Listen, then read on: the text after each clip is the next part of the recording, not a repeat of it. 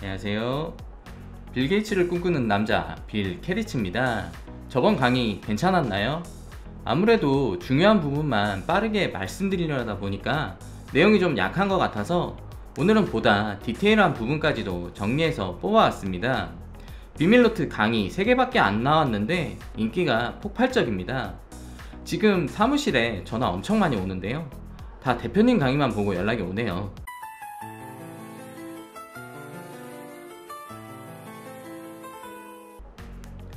어쨌든 오늘의 주제는 2030 서울시 생활권 계획 중 2편 도심권에 대해 말씀드리겠습니다. 좋아요와 구독은 언제나 저에게 큰 힘이 됩니다. 그럼 2030 서울시 생활권 계획 2편 도심권에 대한 강의 본격적으로 시작하겠습니다. 그럼 오늘의 강의 목차부터 한번 살펴보겠습니다. 어떤 책이든지 목차 부분은 상당히 중요합니다. 도심권 계획이 어떻게 구성되어 있는지 목차를 통해 살펴볼 거고요. 개요 부분에서는 도심권 각 지역의 간단한 특징을 좀 살펴보겠습니다. 그 다음에 이제 상위 및 관리 계획이라고 해서 2025 도시 및 주거 환경 정비 기본 계획 등에 대해서 말씀드리겠습니다. 말이 좀 복잡한데 그냥 2030 서울시 생활권 계획 전에 생겼던 계획이라고 생각하시면 되고, 아무래도 2030 생활권 계획이 좀 더 낫겠죠. 예전 상위 계획들에 대한 수정사항들을 보완한 거니까요. 오늘은 내용이 좀 많아요. 그래도 최대한 핵심적인 내용만 추렸으니까요. 굉장히 알차고 재밌어요. 진짜로.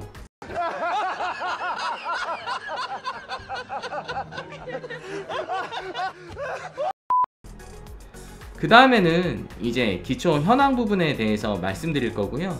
공간 구조 구상이라고 있는데 이것도 사실 말만 어렵고 내용은 간단해요. 각 중심 지역별 연계성에 대해서 언급됐다 라고 생각하시면 됩니다.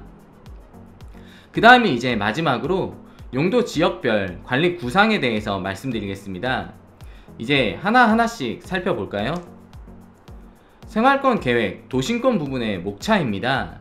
여기에서 제가 도심권 개요 부분과 상위 및 관련 계획, 공간 구조 구상 부분 등에 대해서 말씀드릴 거고요. 생활권 계획 수립 과정이라든지 경관, 생활 서비스 시설 부분 등 이런 불필요한 부분은 생략했습니다. 여기서부터가 진짜입니다. 도심권은 일단 3개의 자치구로 나눠집니다. 면적은 56제곱킬로미터, 인구는 58만 명이라고 합니다. 면적은 종로구, 용산구, 중구순이고요. 인구수랑 가구수는 용산구, 종로구, 중구순입니다. 여기서 알 수 있는 사실, 중구에 거주지가 많이 부족해서 인구수나 가구수가 적구나. 그러면 중구 쪽 아파트 투자해도 괜찮을 것 같은데요.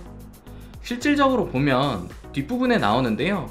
중구는 상업지가 상당히 많아요. 상업지역이기 때문에 주거시설이 상당히 부족하겠죠. 그래서 중구 쪽의 아파트 투자 괜찮을 것 같아요. 다만 투자 가치는 별개의 부분이기 때문에 이 하나의 사실만 가지고 성급하게 투자하시려고 하는 분은 없겠죠. 용산 한번 살펴볼게요. 용산에는 아파트가 많이 없는데 가구 수가 많네요. 그럼 당연히 노후주택도 상당히 많겠구나. 그래서 재개발을 하는구나. 이런 걸 보자는 거예요. 물론 이 페이지가 그런 내용을 모두 다 알려주진 않아요. 어느 정도 배경 지식과 더불어 같이 보면 이 정도 유추는 하실 수 있다는 거죠. 이번 페이지는 상위 계획 부분인데요. 이전에도 그래왔고 지금도 그런 것처럼 용산을 개발하겠다라는 부분이 있네요. 용산 투자 괜찮다라고 명시를 해놨는데요. 그럼 투자해도 괜찮겠네요. 하지만 그래도 일단은 도심권 계획이니까 도심권 각 구별 계획까지 한번 보고 안전하게 투자를 해보는 게 좋긴 하겠죠. 그리고 상위 계획도 그렇고 이번 2030 서울시 생활권 계획도 마찬가지로 연계성 부분을 좀 중요하게 보셔야 돼요. 연계성 부분이 중요한 이유는 뭐냐면 투자에 있어서 제일 핵심 부분이 바로 해당 부동산의 확장성 부분이거든요. 뭔가 단절된 하나하나의 계획으로는 한계가 있다는 거죠. 그렇기 때문에 어느 지역과 어떻게 연계가 되어 발전되는지를 한번 잘 살펴보셔야 됩니다. 도시 재생 사업들이 중구 쪽에 많이 진행이 되네요. 중구가 막 엄청 좋아진다는 얘기는 아닌데요. 이번 2030 생활권 계획이 아무래도 불균형 해소가 포인트잖아요. 그런 관점에서 서울시의 발전 계획 방향을 좀 보자면 대규모의 사업들을 좀 지향하고 소규모로 정비 사업을 진행하면서 부동산 시장을 이슈화시키지 않겠다라고 좀 보여지네요. 무슨 말이냐면 낙후된 지역을 개발을 해야 불균형 부분이 해소가 되잖아요. 근데 그렇게 했을 때 문제점이 뭐냐면 일단 주변 지가가 너무 많이 올라요. 지가만 오르나요? 투자자들 몰리죠. 그럼 또 부동산 시장이 난리가 나는 거예요. 그래서 일단 부동산 시장의 변동성을 좀 완화하고 그 안에서 개발을 계속적으로 진행해 보겠다는 것 같아요. 물론 어쩔 수 없이 이슈화되는 부분은 있어요. 용산 국제업무지구라든지 삼성동 글로벌 비즈니스 센터라든지 이런 부분은 어쩔 수가 없을 것 같아요. 하지만 서울시 자체 개발로는 뭔가 크게 이슈화 시키고 싶지 않다. 딱 그 정도로만 보시면 되겠습니다. 기초 현황 부분인데요. 도심권에는 현재 1도심과 1광역 중심, 1지구 중심을 갖추고 있습니다. 이번 페이지에서 제가 말씀드리고 싶은 건 국제적 그리고 글로벌 기능 이런 부분입니다. 쉽게 말씀드리면 용산에 굵직굵직한 개발 사업이 많으니까 용산을 좀 예로 들게요. 용산 개발에 대한 관점, 시야를 좀 글로벌하게 가져가자는 거예요. 글로벌 비즈니스의 업무 시설들이 다양하게 들어설 계획을 가지고 있으니까 수요층을 보다 더 러프하게 글로벌하게 보시고 접근하시면 좋겠다라는 생각이 드네요. 주거 형태를 좀 살펴보겠는데요. 중구는 설명드렸다시피 상업 비율, 상업지가 많아요. 그리고 용산구는 아파트가 다소 많다라고 나와 있는데 사실 다른 지역과 비교를 해보면 그렇게 많지도 않거든요. 한강 지역의 대부분이 좀 몰려있고 그 외 지역은 대부분이 다세대나 다가구 형태의 주택이라고 생각하시면 됩니다. 향후 한남 뉴타운이 실질적으로 입주를 시작하면 달라지긴 하겠지만요. 계속해서 보실게요. 도심권에는 1인에서 2인 가구 비율이 상당히 높다라고 나오네요. 외국인들도 많고. 그러면 도심권의 투자 포인트 어떻게 잡으면 좋을까요? 3룸 쪽으로 접근하시면 큰일 나겠죠? 또 그래도 원룸보다는 전월세, 전환율이 좋은 투룸 쪽으로 접근하시는 게 좋을 것 같고요. 외국인 렌트 수요가 많은 지역은 렌탈 하우스 쪽으로 접근해 보시는 것도 괜찮겠다라는 생각이 듭니다. 투자 환경과 시장은 계속적으로 변해요. 이게 맞다 라고 정해진 건 없어요. 도심권 계획이니까 각 지역별 세부 자료들 항상 챙기시고요. 졸지 마시고요. 도심권에는 또 건축물 노후도가 심하네요. 절반이 30년 이상 됐다고 나타나는데 신축 건축물 또한 많이 없어요. 신축 쪽으로 투자 방향 설정해 보시는 것도 괜찮을 것 같은데요. 일자리 부분은 대부분이 도소매업과 금융, 보험 쪽이네요. 아무래도 명동이나 동대문 쪽 상권 발달에 따른 현상으로 보여집니다. 사업체와 종사자 비율이 낮기 때문에 주거 비율이 상당히 낮은 것도 어쩌면 당연하지 않나 싶습니다. 향후 아파트나 주거 시설들이 계속적으로 늘어나게 되면 잠재적 가치가 폭발하지 않을까요?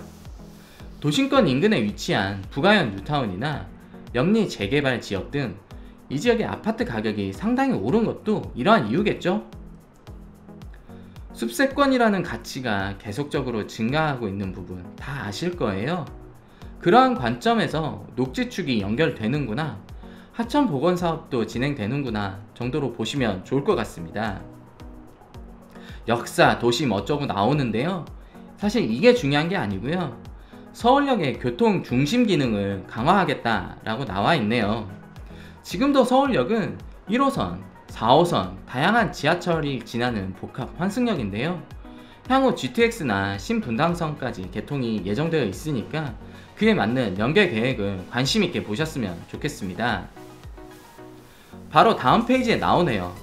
서울역은 교통 허브가 되겠다는 거고, 그에 맞는 연계 계획은 용산 광역 개발로 인한 비즈니스 거점으로 육성하겠다라고 나와 있네요. 동대문 지역도 패션타운 많잖아요. 이 지역과도 연계성을 강화하겠다라는 부분도 보이고, 한남 뉴타운 지역도 마찬가지고요. 또 자세히 보시면 강남 국제업무지구, 삼성동 국제업무 비즈니스 센터와의 연계성까지도 고려된 부분이니까 용산 관심있게 한번 보세요. 제가 계속적으로 말씀드리는 바로 연계성 부분입니다. 3도심 간의 상호 연계성을 확대하고 발전 부분에 대한 확장성을 가지겠다라는 것으로 보입니다. 교통 부분인데요.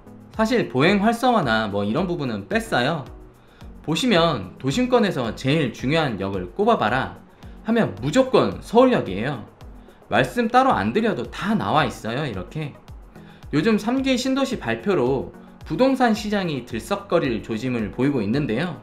3기 신도시 인구 분산 차원에서 취지는 참 좋아요. 광역 교통망 계획도 나쁘지 않고요. 다만 핵심은 뭐냐면 일자리 부분인데요. 일자리가 제대로 갖춰지지 않는 3기 신도시 같은 경우에는 베드타운으로 전락될 가능성이 좀 높거든요. 신도시 중에서 그나마 분당이나 판교 정도, 이 정도만 좀 괜찮았잖아요. 아무리 교통망, 향후 GTX나 GTX 할아버지가 들어와도 빨대 효과라는 건 무시할 수가 없어요. 중심지가 다 상권을 흡수하잖아요. 그러니까 신도시가 어디가 좋네, 어디가 투자 가치가 있겠네, 이렇게 보지 마시고 서울에 그냥 투자를 하세요. 아까 간략히 말씀드렸던 숲세권 확장 부분입니다. 향후 녹지축이 남산과 용산공원, 한강까지 연결된다, 이 정도로 보시면 좋을 것 같아요. 크게 중요한 내용은 아닌데 또 말씀 안 드릴 수 없는 부분이라서 넣어봤습니다. 이제 공간 구조 구상이라 그래서 서울 발전의 기본 방향들이 나와 있어요. 보시면 3도심이 국제적 중심지 역할을 하겠다라는 거예요. 광역교통축과 대중교통축을 연결하는 연계성 부분이 도시 발전이 어느 지역으로 어떻게 퍼지는지 한번 보시면 좋을 것 같네요. 예를 들어서 강남의 개발 계획들은 잠실과 수서, 문정을 거쳐서 성남으로 퍼지는구나 라고 보시는 거예요. 논외로 성남에 진행되는 곳 많잖아요. 그 지역도 한번 관심을 가져보시고 계속적으로 보시는 것도 나쁘진 않을 것 같습니다. 제가 말씀드린 것처럼 중구 쪽에 상업지역이 상당히 많네요. 주거시설이 열악하다는 좀 반증이기도 한데요. 용산구 쪽에는 또 상대적으로 상업지역이 적고요. 그래서 용산 개발의 대부분은 상업시설 쪽의 개발이 아닐까 싶기도 합니다. 이번 페이지는 상업지역을 배분하겠다는 건데요. 일정량을 고르게 분배하겠다라는 걸로 보면 중구 쪽에는 향후 상업지역 지정이 조금 어렵지 않을까 싶고요. 용산구는 반대로 상업지역 지정이 확대될 수도 있겠다라고 좀 조심스럽게 말씀드릴 수 있을 것 같습니다. 길었죠? 끝까지 들어주셔서 감사합니다. 오늘 강의의 가장 큰 핵심은 연계성이에요. 각 지역 간의 상호 연계성으로 인해 부동산 투자의 핵심 부분인 확장성이 더 좋아진다는 부분이니까 명심하시고요. 앞으로의 도심권의 교통 중심지는 서울역이 될 것으로 보입니다. 또한 숲세권의 프리미엄에 대한 부분, 녹지축이 어떻게 연결되는지 한번 참고해 보시고요. 상업지역 배분에 따른 용도지역이 변화가 될 건데요. 아무래도 이번 생활권 계획은 분배, 균형 발전이 주요 핵심이기 때문에 상업지가 적은 지역으로 관심을 가지시는 것도 좋겠다 라고 말씀드리면서 강의 마치겠습니다.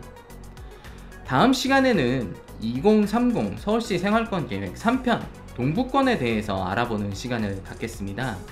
기존의 서울시 기본 발전 구상은 주축은 그동안 동남권이었는데요. 그러한 축이 이제 동부권으로 이동할 수 있겠다라는 생각이 좀 조심스럽게 들고요. 그 지역 동부권의 발전 계획 또한 상당히 많이 들어있을 것 같은데요. 마치기 전에 좋아요와 구독하기 그리고 알람 신청까지 해주시면 강의 정보 제일 먼저 접해보실 수가 있습니다. 무료 부동산 세미나 신청과 부동산 추천 매물 상담은 02-533-4000번으로 해주시고요.